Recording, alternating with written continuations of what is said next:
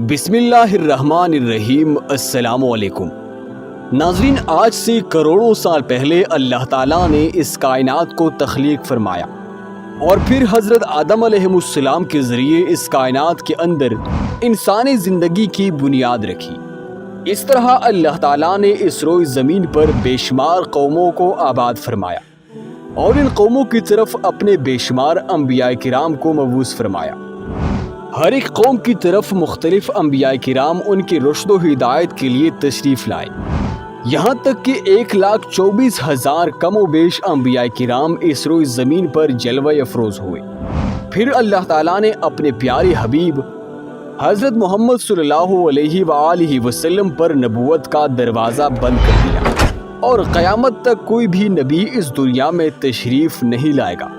پیارے دوستو، اس طرح بے شمار انبیاء کرام اپنے اپنے وقت میں اپنی اپنی قوموں کی طرف آئے اور دنیا سے واپس چلے گئے، لیکن 4 انبیاء کرام ایسے ہیں جو آج بھی زندہ ہے اور آج بھی لوگوں کی مدد کر رہے ہیں اور ان کو ہدایت کی طرف بلاتے ہیں۔ یہ 4 انبیاء کرام کون کون سے ہیں اور اللہ تعالیٰ نے ان انبیاء کرام کو کس وجہ سے زندہ رکھا ہے اور ان کی زندہ رہنے کی کون سی وجوہات ہیں؟ اگر آپ ایسی ہی اسلامک اور معلومات سے بھرپور ویڈیوز دیکھنا پسند کرتے ہیں تو ہمارے چینل کو سبسکرائب کر دیں اور ساتھ موجود بیل آئیکن کو بھی پریس کر دیں۔ پیاری دوستوں، مختلف روایات اور احادیث نبوی کی روشنی میں 4 ایسی انبیاء کرام کا ذکر ملتا ہے جن کو اللہ تعالیٰ نے آج بھی زندہ رکھا ہوا ہے، لیکن آخر یہ 4 نبی کب تک زندہ رہیں گے؟ پیارے دوستوں، پہلی نبی جن کو اللہ تعالیٰ نے موت نہیں دی، جن کی زندہ رہنے کا ذکر قرآن پاک میں بھی ملتا ہے، وہ حضرت عیسیٰ علیہ السلام ہے۔ جب حضرت عیسیٰ علیہ السلام نے نبوت کا اعلان کیا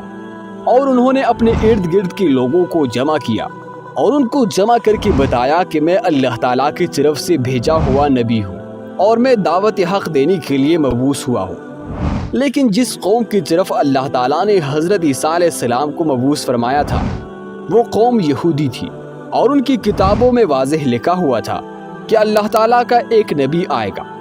جو یہودیوں کی دین کو ختم کر دے گا، اور ڈر کی وجہ سے یہودیوں نے حضرت عیسیٰ علیہ السلام کو قتل کرنے کا منصوبہ بنا لیا کہ اگر حضرت عیسیٰ علیہ السلام زندہ رہے تو ہماری دین کو ختم کر دیں گے۔ چنانچہ حضرت عیسیٰ علیہ السلام اللہ تعالیٰ کی حکم کے مطابق ان یہودیوں کو دین حق کی طرف بلاتے رہے اور دعوت حق دیتے رہے، لیکن وہ بدبخت قوم آپ پر ایمان نہ لائی اور آپ کو جھٹلاتی رہی۔ جب حضرت عیسیٰ علیہ السلام کو یقین ہو گیا کہ یہ لوگ میری کسی بات کا یقین نہیں کریں گے اور اسی جہالت پر رہیں گے، تو ایک دن حضرت عیسیٰ علیہ السلام نے سب یہودیوں کو اکٹھا کیا اور ان سب سے کہا، آپ لوگوں میں سے کون ہے جو اللہ تعالیٰ کی دین پر ایمان لاتا ہے؟ تو ان میں سے تقریباً 12 یا 19 لوگ ایسے تھے جنہوں نے اس بات کا اقرار کیا کہ ہم اللہ تعالیٰ کی وحدانیت پر ایمان لاتے ہیں، اور کہا کہ ہم مسلمان ہوئے اور یقیناً آپ ہماری بخشش کا ذریعہ بنیں گے۔ اور ان خوش نصیب لوگوں کے علاوہ باقی تمام لوگوں نے اسلام قبول نہ کیا اور حضرت عیسیٰ علیہ السلام کو اسی طرح جھٹلاتے رہے اور اپنے سابقہ دین یعنی یہودیت پر قائم رہے۔ چنانچہ جب یہ چند لوگ حضرت عیسیٰ علیہ السلام پر ایمان لے آئے تو یہودیوں نے دیکھا کہ لوگ اگر اسی طرح حضرت عیسیٰ علیہ السلام پر ایمان لاتے رہے تو ہمارا دین تو ختم ہو جائے گا، کیوں نہ حضرت عیسیٰ علیہ السلام کو دعوت حق دینے سے روکا جائے۔ اور اس طرح تمام یہودیوں نے آپس میں مشاورت کے بعد حضرت عیسیٰ علیہ السلام کو قتل کرنے کا منصوبہ بنا لیا۔ چنانچہ یہودیوں نے ایک تتیانوس نامی شخص کو مقرر کر دیا کہ وہ حضرت عیسیٰ علیہ السلام کو قتل کر دے۔ ادھر جب تتیانوس حضرت عیسیٰ علیہ السلام کے پاس ان کو قتل کرنے کے ارادے سے جا رہا تھا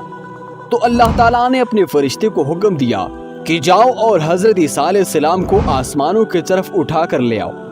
اور وہ فرشتہ اللہ تعالیٰ کے حکم کی تکمیل کرتے ہوئے حضرت عیسیٰ علیہ السلام کے پاس گیا اور حضرت عیسیٰ علیہ السلام کو اپنے ساتھ آسمانوں کی طرف لے گیا۔ جب آپ آسمان کی طرف پہنچے تو آپ کی ملاقات آپ کی والدہ یعنی حضرت مریم سے ہوئی۔ اس وقت آپ کی والدہ نے آپ کو گلے لگا کر پیار کیا تو آپ نے اپنی والدہ سے فرمایا کہ اماں جان، اب ہماری ملاقات روز قیامت تک نہیں ہوگی،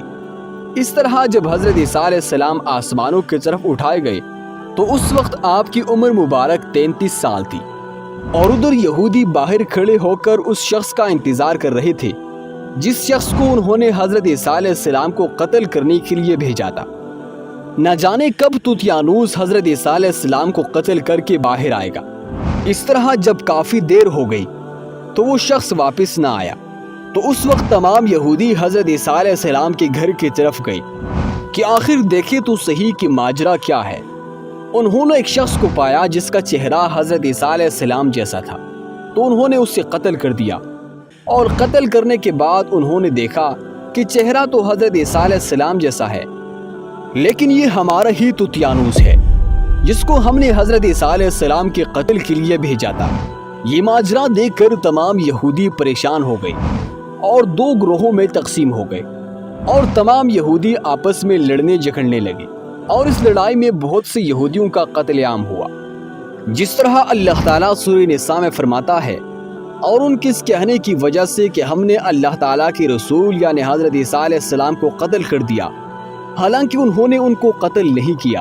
اور نہ ہی انہیں سولی پر چڑھایا، مگر ان کے لیے کسی کو حضرت عیسیٰ علیہ السلام کا ہمشکل بنا دیا۔ اور بے شک جو لوگ ان کے بارے میں اختلاف کر رہے ہیں وہ شک میں پڑے ہوئے ہیں، اور ان کے پاس کچھ بھی علم نہیں، مگر یہ لوگ گمان کی پیروی کر رہے ہیں۔ بلکہ اللہ تعالیٰ نے حضرت عیسیٰ علیہ السلام کو آسمان کی طرف اٹھا لیا تھا، اور وہ یقیناً قتل نہیں ہوئے۔ اللہ تعالیٰ بے شک غالب و حکمت والا ہے۔ اور حدیث نبوی ہے کہ نبی کریم صلی اللہ علیہ وآلہ وسلم نے ارشاد فرمایا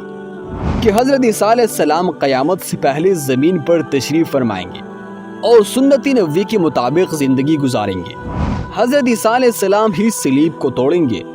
اور دجال کا جڑ سے خاتمہ کریں گے، اور حضرت عیسیٰ علیہ السلام اس دنیا میں تقریباً 7 برس تک رہیں گے اور اللہ تعالیٰ کی دین کو عام فرمائیں گے، اور آپ کو مدینہ کی سرزمین میں گنبد خضرا میں دفن کیا جائے گا۔ اور جو لوگ یہ عقیدہ رکھتے ہیں کہ حضرت عیسیٰ علیہ السلام معاذ اللہ قتل ہو گئے یا سولی پر لٹکائے گئے تو وہ دائرہ اسلام سے خارج ہے اور وہ کفر کر رہے ہیں۔ پیارے دوستوں، اب بات کرتے ہیں دوسرے نبی جن کو اللہ تعالیٰ نے زندگی عطا کی ہوئی ہے، وہ حضرت خضر علیہ السلام ہے۔ حضرت خضر علیہ السلام ظاہری طور پر اس دنیا میں تشریف لائیں گے جب دجال اس دنیا میں ظاہر ہوگا اور اپنا فتنہ فساد پھیلا رہا ہوگا، اور دجال لوگوں کو اللہ کی دین سے دور کرے گا، تو اس وقت حضرت خضر علیہ السلام ان لوگوں کو اللہ تعالیٰ کی دین کا حکم دیں گے اور ان لوگوں کو اللہ تعالیٰ کی وحدانیت کی طرف بلائیں گے۔ ایک دوسری روایت میں آتا ہے کہ حضرت محمد صلی اللہ علیہ وآلہ وسلم اپنے صحابہ کرام کو حضرت خضر علیہ السلام کا قصہ سنا رہے تھے کہ آپ نے فرمایا کہ حضرت خضر علیہ السلام کا باپ ایک بادشاہ تھا۔ وہ حضرت خضر علیہ السلام کو بادشاہت سے نوازنا چاہتا تھا، لیکن حضرت خضر علیہ السلام کو دنیا کی بادشاہت پسند نہ آئی، اور حضرت خضر علیہ السلام نے اپنے والد کی سلطنت کا جانشین بننے سے انکار کر دیا اور اپنے والد گرامی سے ناراض ہو کر جنگلوں کی طرف چلے گئے جہاں ان کو کوئی ڈھونڈ نہ سکا، اور وہاں آپ عبادت الہی میں مصروف ہو گئے۔ اور اسی دوران آپ کا گزر ایک آب حیات کے چشمے کے قریب سے ہوا، اور چشمے سے پانی پی کر آپ تا حیات زندہ رہنے میں کامیاب ہو گئے، اور آپ کی تا حیات زندہ رہنے کا ذکر کافی روایات میں ملتا ہے۔ جس طرح حضرت انس نے ایک روایت نقل کی ہے کہ جب اللہ تعالیٰ کے پیارے نبی حضرت محمد صلی اللہ علیہ وآلہ وسلم کا ظاہری انتقال ہوا تو ایک بزرگ ساری مجمع سے ہوتا ہوا حضور انور حضور صلی اللہ علیہ وآلہ وسلم کی جسم انور کے پاس آ کر رک گیا، اور اس شخص نے کچھ پڑھا اور واپس چل دیا۔ تو اس کے جانے کے بعد وہاں موجود صحابہ کرام نے پوچھا کہ یہ شخص کون تھا؟ اس مجمع میں سے کوئی بھی اس کو نہ جانتا تھا۔ تو اس وقت حضرت علی رضی اللہ عنہ بولے کہ میں اس شخص کو جانتا ہوں، یہ حضرت خضر علیہ السلام ہے۔ حضرت خضر علیہ السلام اللہ تعالیٰ کے حکم سے مصیبت زدہ لوگوں کی رہنمائی کرتے ہیں، اور حضرت خضر علیہ السلام لوگوں کی اصلاح کر کے ان کو اللہ تعالیٰ کے حکم کے مطابق زندگی بسر کرنے کا حکم دیتے ہیں۔ اور حضرت خضر علیہ السلام بہت ہی نیک اور خدا ترس انسان ہے۔ بعض روایات میں حضرت خضر علیہ السلام کا ذکر حضور صلی اللہ علیہ وآلہ وسلم کے ساتھ بھی ملتا ہے۔ ناظرین، حضرت عیسیٰ علیہ السلام اور حضرت خضر علیہ السلام کے بعد تیسرے زندہ نبی جن کا ذکر قرآن مجید میں 2 جگہ پر موجود ہے وہ حضرت الیاس علیہ السلام ہے۔ جس طرح کی تفاسیر میں بیان کیا گیا ہے کہ حضرت الیاس علیہ السلام کو ایک نورانی گھوڑے پر بٹھا کر آسمانوں کی طرف لے جایا گیا۔ حضرت انس رضی اللہ عنہ روایت کرتی ہے اور فرماتی ہے کہ میں اور حضور صلی اللہ علیہ وآلہ وسلم ایک پہاڑ سے گزر رہے تھے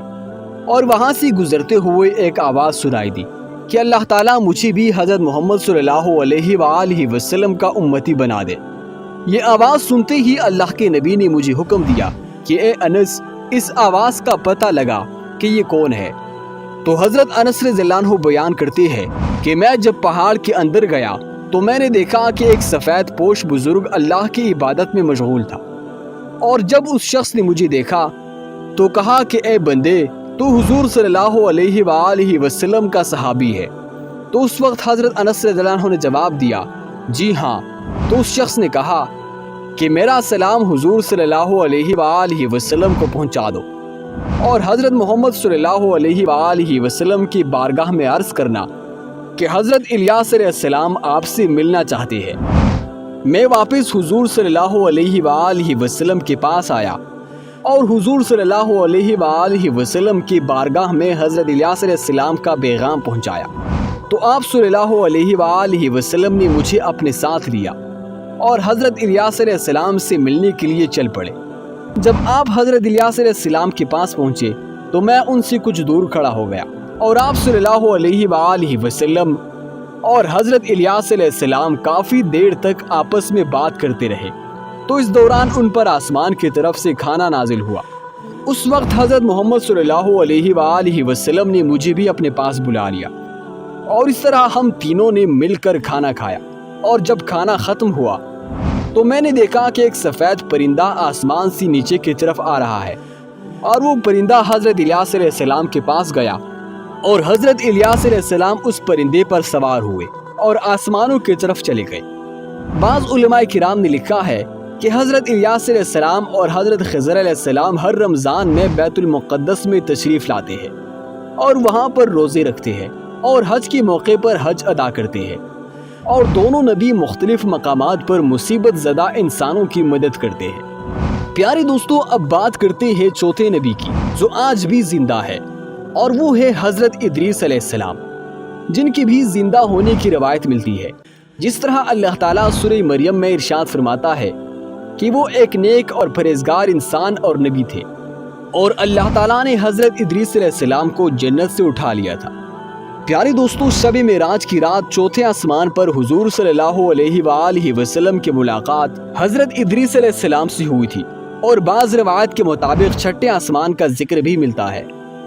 حضرت ادریس علیہ السلام زمین کے سیر و سیاحت کے ساتھ ساتھ اللہ کے ذکر میں مشغول رہتے تھے۔ حضرت ابن عباس رضی اللہ عنہ فرماتے ہیں کہ حضرت ادریس علیہ السلام ایک درزی کا کام کیا کرتے تھے، اور آپ کپڑوں کی سلائی کرتے تھے